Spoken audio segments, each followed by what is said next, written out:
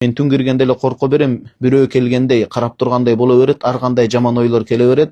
Багымдат намазын окуйм дейм, бирок коркконумдан окуй албайм. Коркунучту кетириш үчүн эмне кылсам болот? Күйөөм же өзүм дагы бирөө өлүп калсачы деп эле ойлор келе берет. Бул ошо жин шайтандын илешкенинен туура эмес жерди тепсеп алгандан болуп эсептелет. Биринчи, пайгамбарыбыз саллаллаху алейхи вассалам айткан, сөөгөктөрдү истинжа ажатканада илгерки заманда эме. Ар кандай эме болгон да сыртта. Сөөгөктөрдү ошондой тазалана турган курал болбагыла. Сөөгөк жанагындай гүл төгүлгөн жерлер, нажасат төгүлгөн жерлерди басуудан этият болгула. Анан үйдө, баняда же башка жерде душта жуунуп атканда, ажатканада көп сүйлөбөгүлө.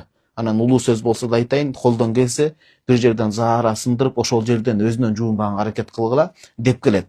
Жөнөкөй сүннөткө көңүл бурбагандан келип чыгат. Ажатканага киргенде дубасын айткыла, чыкканда дубасын айткыла.